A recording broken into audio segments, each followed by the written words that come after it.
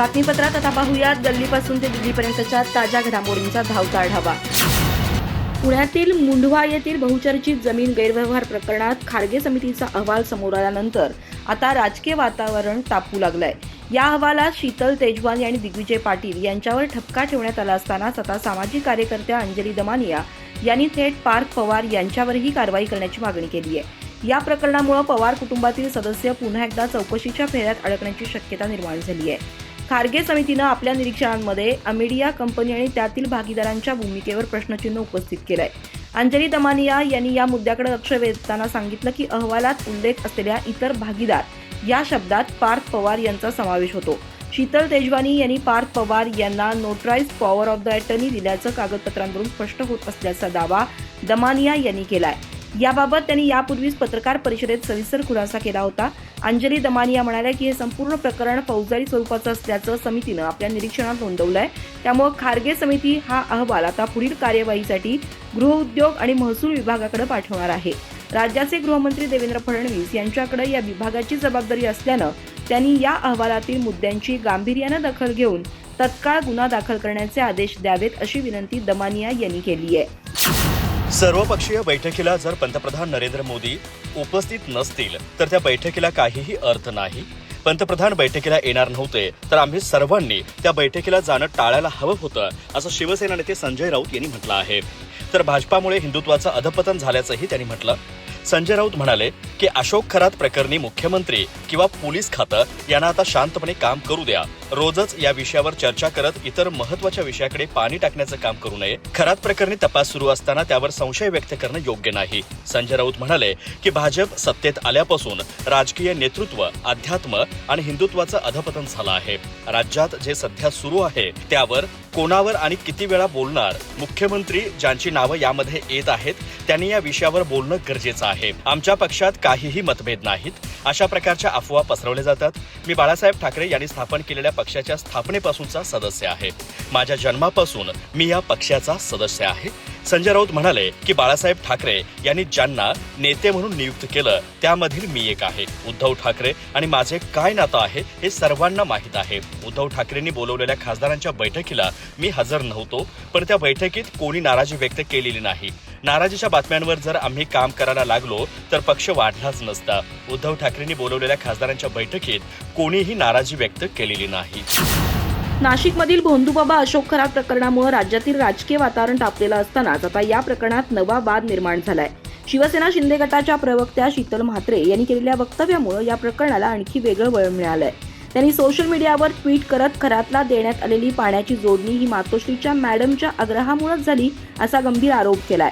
या विधानामुळे ठाकरे गटाकडून काय प्रतिक्रिया येणार याकडे सर्वांचं लक्ष लागलंय। शीतल म्हात्रे यांनी आपल्या ट्विटमध्ये ताज का राज असा उल्लेख करत या प्रकरणामागील सत्य बाहेर आल्यास अनेकांच्या तोंडचं पाणी पडेल असं सूचक वक्तव्य केलं। त्यामुळे राजकीय वर्तुळात चर्चा रंगली असून खरात प्रकरण आता केवळ गुन्हेगारी तपासापुरतं मर्यादित न राहता थेट राजकीय आरोप प्रत्यारोपांच्या केंद्रस्थानी आलंय। यामुळे पुढील काही दिवसांमध्ये या प्रकरणावरून आणखी राजकीय घडामोडी होण्याची शक्यता वर्तवली जाते।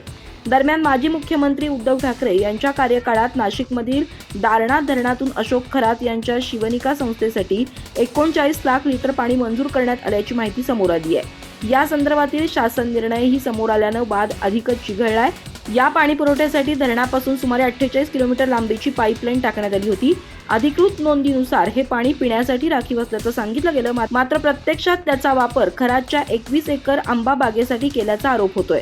हा प्रस्ताव 25 जून 2020 रोजी मंत्रिमंडळ उपसमितीच्या बैठकीत मंजूर झाला होता। तेव्हा जयंत पाटील जलसंपदा मंत्री होते। जनाब संजय राऊत यांचा जन्म शिवसेना वाढवण्यासाठी झाला की शिवसेना संपवण्यासाठी झाला हे महाराष्ट्रानं पाहिलेलं आहे। उभाटा गटाला संपवण्याची सुपारी तुम्ही काँग्रेसकडून घेतली आहे, म्हणून रोज वायफळ बडबड करत उभाटाचं अस्तित्व संपवण्याचं काम संजय राऊत करत आहेत असं भाजप प्रवक्ते नवनाथ बन यांनी म्हटलं आहे। नवनाथ बन म्हणाले की राऊतांनी सांगू नये की माझा जन्म शिवसेनेत झाला। मी जन्मापासून शिवसेनेत आहे हे ऐकून लोकांना हसू येतं, कारण तुम्ही शिवसेनेविरोधात लिहिलेले लेख जनतेने वाचलेले आहेत। उभाटाला महाराष्ट्रातून हद्दपार करण्याचं काम तुम्ही करत आहात। येणाऱ्या काळात तुम्ही संपूर्ण उभाटा गट संपवल्याशिवाय राहणार नाहीत। नवनाथ बन म्हणाले की उभाटा गटामध्ये संजय राऊत विरुद्ध उद्धव ठाकरे हा सामना जोरात रंगतो आहे. कारण राज्यसभेच्या निवडणुकीत राऊतांनी ज्या पद्धतीने शरद पवारांचं नाव पुढे करत प्रियांका चतुर्वेदींचा पत्ता कट करण्याचं काम राऊतांनी केलं, त्यामुळे त्यांच्या दिल्लीतील पुस्तक प्रकाशनाला उद्धव ठाकरे गेले नाहीत. उभाटा गटामध्ये दुफडी माजली आहे. एका बाजूला राऊतांचा गट तर दुसरीकडे ठाकरेंचा गट असल्याचं दिसून येतंय. राऊत थोड्या दिवसात उभाटा सोडून काँग्रेसमध्ये प्रवेश करतील, कारण उद्धव ठाकरे त्यांना पुन्हा राज्यसभेची संधी देणार नाहीत हे त्यांना लक्षात आलंय. त्यामुळेच ते काँग्रेसमध्ये जातील. नवनाथ बन म्हणाले की भाजपमुळे हिंदुत्वाचं अधपतन झालं आहे असा दावा संजय राऊत करतायत. ज्यांनी हिंदुत्वाची फारकत घेत औरंगजेब फॅन क्लब चालवत आहेत त्यांनी भाजपवर टीका करू नये. तुमचं हिंदुत्व काय आहे हे जनतेनं पाहिलंय. तुमच्या हिंदुत्वामुळे तुम्ही काँग्रेसच्या मांडीला मांडी लावून पुढे बसलात. औरंगजेब फॅन क्लब आणि अफजल खानाची वंशावळ पुढे जाण्याचं काम तुमच्या बेगडी हिंदुत्वाकडून सुरू आहे.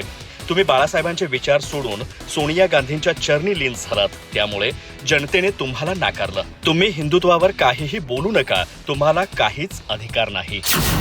भोंदू ज्योतिषी अशोक खरात याच्या काळ्या कारमान्यांचे पाडे आता एकामागून एक उलगडू लागलेत. खरातनं केवळ महिलांचं शोषणच केलं नाही तर त्याचा पर्दाफाश करणाऱ्या सामाजिक कार्यकर्त्यांनाही शस्त्राचा धाक दाखवून धमकावलं होतं असा खळबळजनक दावा महाराष्ट्र अंधश्रद्धा निर्मूलन समितीनं केलाय. सुमारे 2 दशकांपासून खरातचे हे अघोरी उद्योग सुरू असून त्यांनी अनिष्टच्या कार्यकर्त्यांना माझ्याकडे रिव्हॉल्वर आहे, माझ्या नादाला लागाल तर तुमचं नामोनिशाण नष्ट करू अशी धमकी दिल्याची माहिती समोर आली आहे. अशोक खरातनं जेव्हा त्याच्या धंद्यात जम बसवण्यास सुरुवात केली तेव्हा 2007 साली त्याच्या विरोधात अनिसकडे पहिली तक्रार प्राप्त झाली होती. त्यानुसार अनिसचे कार्यकर्ते महेंद्र दातरांगे आणि प्राध्यापक डॉक्टर सुदेश घोडेराव हे खरातच्या कार्यालयात पोहोचले. तो करत असलेलं कृत्य हे अंधश्रद्धेला खतपाणी घालणार आणि चुकीचं असल्याची जाणीव कार्यकर्त्यांनी त्याला करून दिली. मात्र चूक सुधारण्याऐवजी खरातनं आक्रमक पवित्रा घेत माझ्याकडे रिव्हॉल्वर आहे असं म्हणत कार्यकर्त्यांना धमकावलं. अशोक खरातच्या पाठीशी असलेल्या शक्ती किती प्रबळ होत्या याचं उदाहरण 2013 मध्ये समोर आलं होतं. अनिसचे सिन्नर येथील कार्यकर्ते अरुण घोडेराव यांना ईशानेश्वर मंदिराच्या एका ट्रस्टीनं उघडपणे धमकावलं होतं. तुम्ही अनिसवाले अनेक भोंदूबाबांच्या मागे लागता, पण जर आमच्या नादाला लागला तर तुमचं नामोनिशाण नष्ट करू अशा शब्दात धमकी देत अनिसच्या कार्यकर्त्यांना गप्प करण्याचा प्रयत्न झाला होता.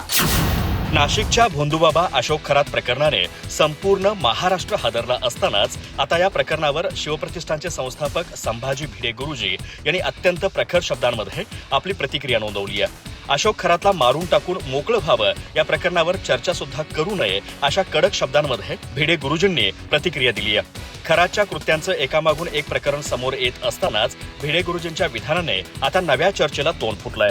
अशोक खरात यांनी अध्यात्माच्या नावाखाली अनेक पीडित महिलांचं लैंगिक शोषण केल्याचा धक्कादायक वास्तव समोर आलंय. केवळ शोषणच नव्हे तर अनेकांना धमकावून त्यांच्या जमिनी आणि मालमत्ता हडप केल्याचे गंभीर आरोपही त्याच्यावरती आहेत. भीती आणि अंधश्रद्धेचा वापर करून खरातने फसवणुकीचं मोठं साम्राज्य उभं केल्यानं पोलीस तपासात स्पष्ट होतोय. अनेक बडे नेते खरातच्या भेटीसाठी जात असतात तर काही नेत्यांच्या घरी त्याचं येणं जाणं होत असतं. या संदर्भातील काही फोटो आणि पुरावे समोर आल्यामुळे विरोधकांनी सरकारला धारेवर धरलाय. राजकीय वरदहस्तामुळेच खरात इतका मोकाट वागत होता का असा सवाल आता विरोधकांकडून विचारला जातोय. या प्रकरणावर भाष्य करताना संभाजी भिडे गुरुजी यांनी अशा प्रवृत्तींना समाजात स्थान असता कामा नये अशी भूमिका घेतली आहे. अशा गुन्हेगारांवर वेळ घालून चर्चा करण्यापेक्षा त्यांना कायमस्वरूपी संपवून टाकणं हाच एकमेव मार्ग असल्याचं त्यांनी म्हटलं आहे. दरम्यान अशोक खरातच्या विरोधात आता समाजमन आक्रमक झालं असून पीडितांना न्याय मिळवून देण्यासाठी विविध सामाजिक संघटनांनी एल्गार पुकारला आहे.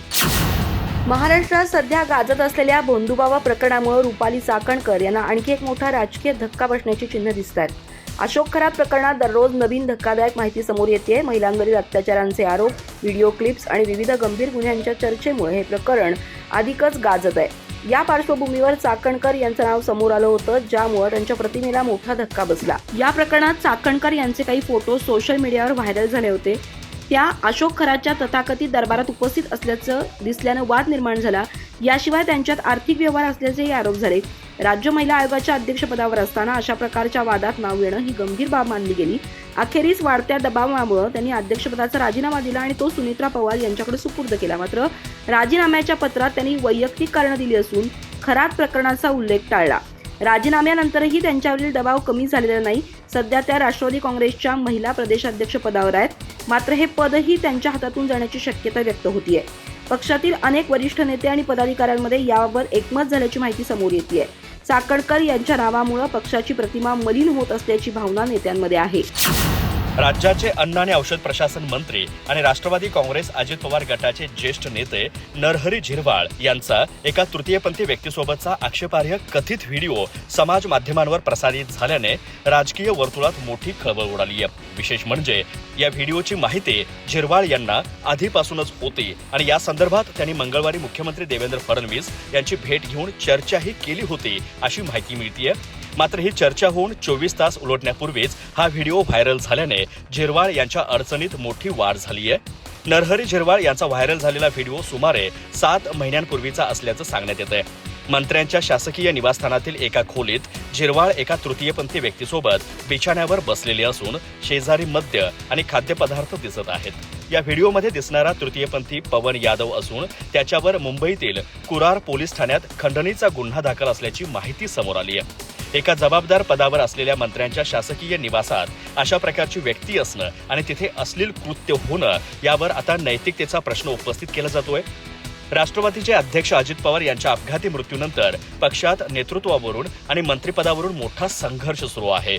झिरवाळ यांनीच सर्वप्रथम सुनेत्रा पवार यांच्याकडे पक्षाचं अध्यक्षपद देण्याची मागणी केली होती. तसेच दोन्ही राष्ट्रवादींचे विलीनीकरण करण्याबाबत अजितदादा सकारात्मक होते असा दावाही त्यांनी केला होता. मंत्रिमंडळातील त्यांच्या जागेवर डोळा असलेल्या पक्षातील काही हितशत्रूंनीच त्यांना जाळ्यात ओढलं असल्याची चर्चा राजकीय वर्तुळात रंगली आहे. अधिक माहिती आणि ताज्या घडामोडींसाठी आजच आमचे चॅनल सबस्क्राईब करा.